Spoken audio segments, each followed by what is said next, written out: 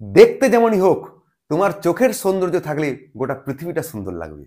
অর্থাৎ তুমি যদি মন দিয়ে দেখো, তাহলে রুট আন্ডার 196 মানে আমরা 14 জানি, 50 প্লাস 14 মানে 64, তার রুট মানে আমরা জানি 8, 217 প্লাস 8 মানে আমরা জানি 225, তার রুট মানে আমরা জানি 15। অর্থাৎ option A is the right answer. রুটের ভিতরে দেখো অনেক বড় বড় সংখ্যা আছে, তাহলে কি পরীক্ষার খাতায় এই অঙ্কটা 5 সেকেন্ডে সলভ করা যাবে না? তুমি দেখো একটু মন দিয়ে, যদি আমি শূন্যগুলো আর দশমিকটাকে যদি ইগনোর করি, তাহলে সংখ্যাটা কিন্তু সবগুলো 225ই আছে।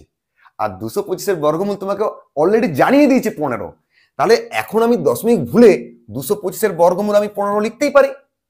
এখন দুটো সংখ্যার আগে দশমিক আছে, সেটা যদি রুট থেকে বেরোয়, তাহলে সেটা কি হবে? একটার আগে দশমিক বসবে, অর্থাৎ 1.5। ঠিক সেম কেস, দশমিক ভুলে যাও, সংখ্যা রইল 225, বর্গমূল 15, চারটার আগে দশমিক মানে যখন রুট থেকে বেরিয়ে আসবে সেটা দুটোর আগে বসবে, তার মানে 0.15। আবার তুমি দশমিক ভুলে যাও, 225 মানে 15, ছোটার আগে দশমিক যখন রুট থেকে বেরিয়ে আসবে তিনটের আগে দশমিক বসবে, তার মানে 0.015। এরপরে তো যোগ 6 6 1, তার মানে তো তুমি দেখে বুঝতে পারছো option A is the right answer. ডলারে ইনকাম হোক বা না হোক, ডলারটা কিন্তু আমি বার করতে পারবো। এই যে সংখ্যাটা 4 দ্বারা যদি সম্পূর্ণ বিভাজ্য হয়, তাহলে ডলারের পরিবর্তে কোন সংখ্যাটা আসতে পারে না? তুমি 4 দ্বারা ভাগ করার রুল জানো, কোন সংখ্যার লাস্ট দুটো ডিজিট যদি 4 দ্বারা ভাগ করা যায়, তাহলে পুরো সংখ্যাটাই 4 দ্বারা ভাগ করা যায়। এখন তুমি দেখো এই ডলারের পরিবর্তে কোন সংখ্যাটা বসালে 4 দ্বারা ভাগ হচ্ছে না, কারণ তোমাকে বলেছে আসতে পারে না। আমি প্রথমেরটাই দেখতে পাচ্ছি, যদি 5 বসায় ডলারের পরিবর্তে, তাহলে লাস্ট দুটো ডিজিট হলো 54, 4 দ্বারা ভাগ যাচ্ছে না, মানে এটাই হয়ে গেল তোমার অ্যান্সার। আর তুমি ক্রস চেক করার জন্য 3টা বসিয়ে দেখে নাও, অতি অবশ্যই 4 দ্বারা বিভাজ্য হবে, ঠিক আছে না? সংখ্যা যত বড়ই থাকুক, রুটও থাকুক, আমাদের কোনো সমস্যা নেই। শুধু দেখতে হবে তোমাকে কি চেয়েছে, এক্স এর মান। তার মানে তোমাকে এক্স যদি বার করতে হয়, তাহলে প্রথমে তুমি এগুলো একটু কাটাকাটি করে নাও। 6 দিয়ে কাটো 36, 4 ছক 24, 4 9 36। তাহলে আমি দেখতে পাচ্ছি কি রুট এক্স সমান 9। এবার এক্স যদি বার করতে হয় বর্গ, তাহলে 9 এর বর্গ 81, তার মানে হয়ে গেল option C is the right answer.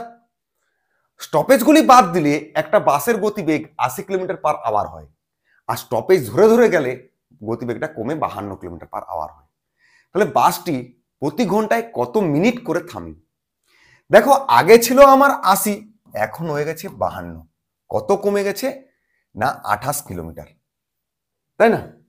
তাহলে দেখো 80 কিলোমিটার যায় 1 ঘন্টায়, ওটা 60 মিনিটে, তাহলে 28 কিলোমিটার কত যাবে? কি করে বার করবে? 60/80 গুণিত 28, সিম্পল ক্যালকুলেশন। তাহলে তোমার অঙ্ক শেষ। 4 4 7 28, 3 7 21 মিনিট, অর্থাৎ প্রতি ঘন্টায় বাসটি 21 মিনিট করে থামবে। 2015 সালে যদি 15ই মার্চ সোমবার হয়, তাহলে 10ই জুলাই কি বার হবে? এটা তুমি কিভাবে বার করবে? দেখো আমরা তো জানি মার্চ মাস 31, তাহলে 15 দিন বাদ দিয়ে দাও, তাহলে রইল 16। তাহলে 16 দিনের মধ্যে কোটা এক্সট্রা আছে না? এক্সট্রা ডেটটা পাই কি করে? 7 দিয়ে ভাগ করলে ভাগশেষ যেটা সেটা এক্সট্রা ডেট, তাহলে 7 দিয়ে ভাগ করলে 2 থাকে ভাগশেষ মানে এক্সট্রা ডেট। মার্চের পর আমার আসে এপ্রিল, এপ্রিল 30 মাস, তাহলে 7 দিয়ে ভাগ করলে এক্সট্রা ডেট 2।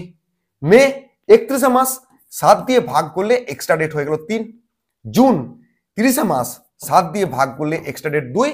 আর 10ই জুলাই বলেছে, তার মানে 10কে 7 দিয়ে ভাগ করে নাও, তার মানে হয়ে গেল 3। এগুলো এক্সট্রা ডেট, এগুলো আবার যোগ করে দেখো, 7 দিয়ে পেরিয়ে গেলে 7 দিয়ে ভাগ করে দিবে, তাহলে 2 2 4 3 7 কেটে গেল, 3 2 5, মানে সোমবারের পর আরো 5 দিন ক্রস করে গেছে, মানে মঙ্গলবার, বুধবার, বৃহস্পতিবার, শুক্রবার, শনিবার, অর্থাৎ option B is the right answer.